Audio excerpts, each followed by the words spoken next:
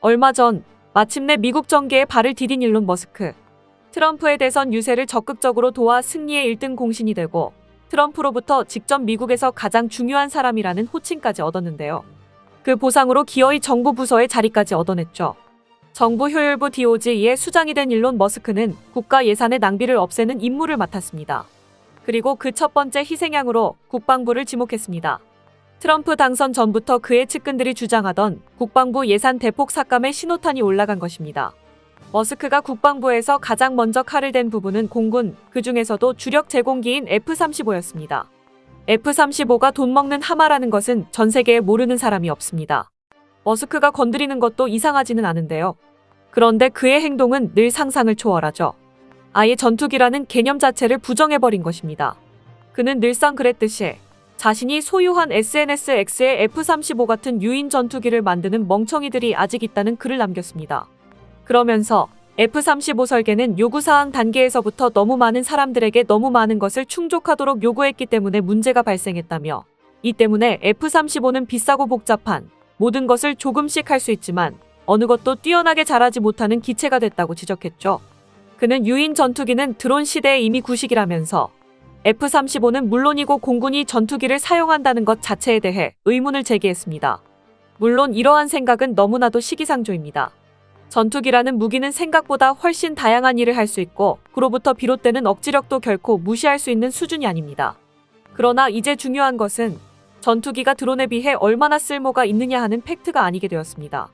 압도적인 격차로 승리한 트럼프와 그의 절대적 신임을 받는 머스크를 멈출 수 있는 사람은 이제 지구상에 존재하지 않기 때문입니다. 어차피 머스크가 전투기를 두고 쓸모없다고 말한 이상 중요한 것은 공군 예산이 앞으로 얼마나 유지될 수 있느냐가 되었습니다. 그리고 많은 사람들이 이에 대해 별로 희망적으로는 생각하지 않는 모양입니다. 머스크의 발언 직후 미국 방산 관련주가 일제히 폭락했기 때문이죠. 특히 F-35를 생산하는 로키드 마틴의 주가는 하루 만에 와장창 떨어지며 비명을 질렀습니다. 이들은 머스크에게 F-35는 생존 가능한 네트워크로 연결된 세계 유일 최첨단 전투기라며 반박했지만 이러한 사실은 주가를 방어하는 데에는 아무런 효과도 없었습니다. 따지고 보자면 로키드 마틴의 주장은 100번 맞는 말이고 머스크의 어설픈 평가는 방구석 밀리터리 매니아라도 반박할 수 있는 수준입니다. 그러나 머스크는 F-35를 한번 눈엣 가시로 찍은 이상 예산을 다 날려버리고도 남을 작자죠. 관련 업계는 분하지만 최소 예산 대폭 감축, 최악의 경우에는 단종까지도 각오하고 있습니다. 세계 각국은 이런 상황에 적잖이 당황하고 있습니다. F-35가 아무리 비싸다지만 현재로선 돈을 주고 거래할 수 있는 사실상 유일한 스텔스 전투기입니다. 당장 얼마 전에도 루마니아가 F-35 32대 구매에 합의하면서 폴란드 못지않은 동유럽 군사 강국으로 발돋움했다는 주목을 받았습니다. 튀르키예의 경우는 러시아산 방공미사일 S-400을 도입한 대가로 F-35 도입을 퇴짜맞자 S-400 기술을 완전 포기하는 것으로 다시 F-35를 도입하게 해달라고 미국에 싹싹 빌고 있습니다. 미국은 이를 한 차례 거절했는데 튀르키예는 불과 얼마 전에도 2차 요청서를 보내면서 끈질기게 달라붙고 있는 상황이죠. 도입하는 것만으로 주목받고 비굴한 꼴을 당하면서까지 사오려고 할 정도로 F-35의 시장 입지는 절대적인 것입니다. 그런데 정작 미국 내에서 F-35를 갑자기 푸대접하더니 단종시켜버릴지도 모른다는 이야기까지 들려오는 상황. 비상사태가 아닐 수 없습니다. 미국이 어느 날 갑자기 F-35를 쓰지도 팔지도 않게 되어버리면 5세대 전투기가 없는 국가들은 이제 돈이 있어도 5세대 전투기를 구해올 수가 없게 되는 겁니다. 물론 기술이 있는 국가들은 F-35에 의존하지 않고 5세대 전투기를 개발하려 도전하기도 했습니다. 그 과정이 대부분 순탄치가 않은 것이 문제지만요. 유럽에선 독일의 주도 아래 프랑스, 스페인이 함께 5세대를 뛰어넘은 6세대 전투기, 미래 전투 공중 시스템을 개발 중입니다. 계획상으론 2029년에 첫 시험 비행을 진행할 예정이죠.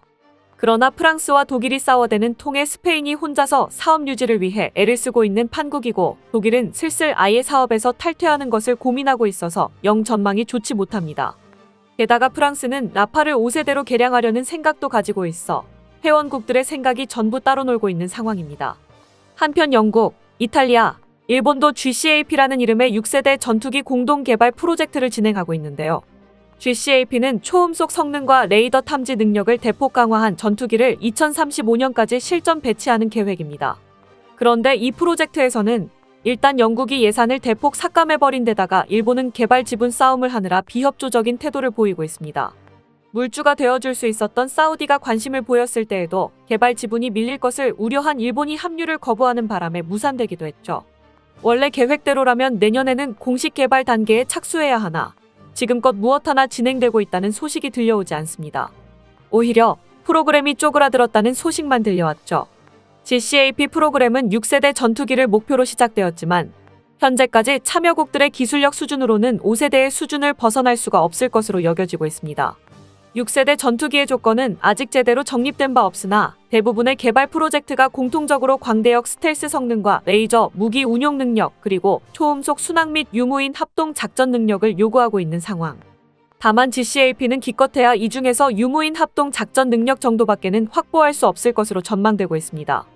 광대역 스텔스의 경우 5세대 수준의 스텔스 성능에 더해서 저주파 레이더까지 회피할 수 있는 성능을 갖춰야 하는데요. 이 저주파 레이더는 항공기의 수직꼬리 날개를 잡아내는 데에 특화된 성능을 갖추고 있습니다. 따라서 광대역 스텔스 성능을 갖추기 위한 최우선 순위 과제는 수직꼬리 날개를 없애는 것이죠. 하지만 형상 연구 단계에 있는 GCAP의 어떠한 개념도에도 수직꼬리 날개가 없는 버전은 존재하지 않습니다. 바꿔 말하면 수직꼬리 날개 없이 기체의 운동 제어를 할 기술력이 없다는 의미입니다. 한편 레이저 무기 운용 능력은 어떨까요? 이 문제는 초음속 순항 능력과 결부되는데요. 둘 다 엔진의 성능에 좌우되기 때문입니다. 레이저 무기를 전투기가 운용하려면 무엇보다 고출력 레이저를 쏘아낼 수 있는 발전량이 필수적입니다. 엔진 출력과 효율이 높을수록 발전량도 많아지게 마련인데 레이저를 사용할 수준이 되려면 그 발전량이 어지간히도 많아야 한다고 하죠. 현재 엔진 성능이 그 수준에 근접이라도 한 것은 미국뿐입니다. GCAP의 경우 회원국 중에선 영국이 그나마 가장 높은 엔진 기술을 보유했지만 그 영국이 프로젝트 유지에 회의적인 입장이라 앞날이 깜깜해졌습니다. 초음속 순항 능력 역시 마찬가지입니다. 슈퍼크루즈라고도 불리는 이 성능은 애프터버너를 사용하지 않고 초음속의 비행 속도를 유지하는 비행수를 의미하는데요. 애프터버너를 사용하지 않으니 열 배출이 훨씬 적어서 스텔스 성능에서도 유리할 뿐더러 연료 소모도 획기적으로 줄일 수 있어 항속거리 및 전투 생존성까지 크게 늘려줍니다. 그리고 그걸 가능하게 하는 것은 당연히 엔진의 성능이고요. 앞서 언급한 바와 마찬가지로 GCAP 프로그램은 차세대 엔진 성능 확보에 애를 먹고 있으니 초음속 순항 능력을 얻는 것도 쉽지 않은 일이 될 것으로 전망되고 있습니다. 이러한 6세대 핵심 기술들이 전부 빠지고 나면 GCAP는 잘해봐야 그냥 무인기 운용이 가능한 스텔스기 정도로 완성될 것으로 보이는 상황. 이걸 6세대 전투기라고 부르는 것은 본인들도 좀 부끄러울 겁니다.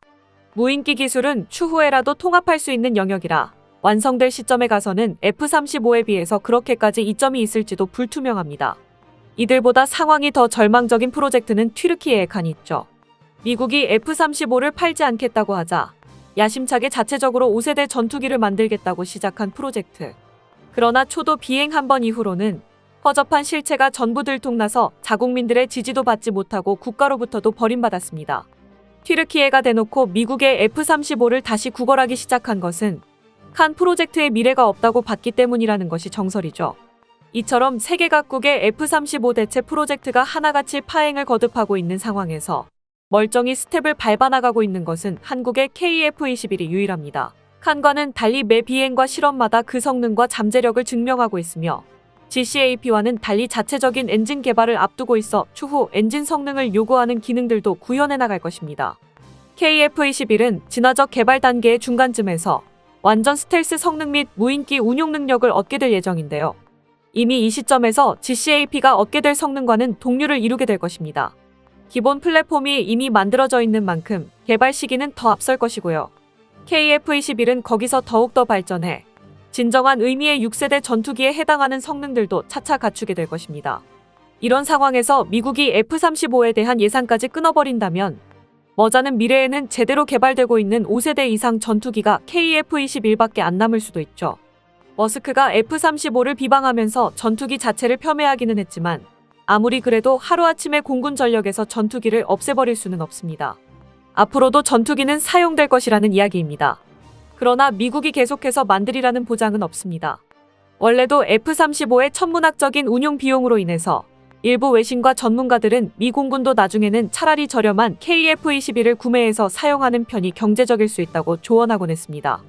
이 이상 F-35의 미래가 불투명해진다면 이러한 생각이 아이디어에서 끝나지 않을 수도 있을 것입니다. 5세대 전투기 구매를 원하는 세계 각국도 합리적인 가격의 전투기를 원하는 미국조차도 한국에게서 전투기를 구매하는 때가 올 수도 있는 것인데요. 한국은 지금의 풍파에 굴하지 않고 그때까지 계속해서 굳건하게 기술을 발전시켜 나가면 될 것입니다.